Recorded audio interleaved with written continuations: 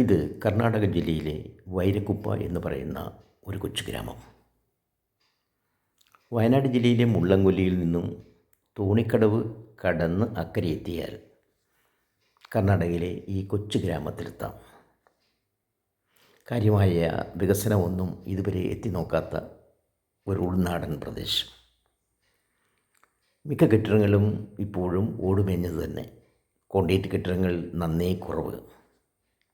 എപ്പോഴെങ്കിലും വയനാട് പോകുന്നുണ്ടെങ്കിൽ കുട്ടികളെയും കൂട്ടി കുടുംബത്തോടൊപ്പം പോകാൻ പറ്റുന്ന ഒരു ചെറിയ വിനോദ ഇടമാണിത്. തോണി കടന്ന് പുഴയ്ക്കക്കരെ എത്തിയാൽ ഈ കൊച്ചു ഗ്രാമത്തിലെത്തി. അക്കരെ ഇക്കരെ പോകുന്നതിന് തോണിക്കാർ 10 രൂപയാണ് ഈടാക്കുന്നത്. ശാന്തമായി ഇപ്പോഴും പുഴ ഒഴുകിക്കൊണ്ടിരിക്കുന്നു. കഴിഞ്ഞ വർഷം ഇതേ കാലയളവിൽ കരകവിഞ്ഞൊഴുകി സിംഹഗർജനം പോലെ ഒഴുകിക്കൊണ്ടിരുന്ന പുഴ ഇന്ന് പുഴയിൽ വെള്ളം കയറിയിട്ടില്ല, ശാന്തമാണ്.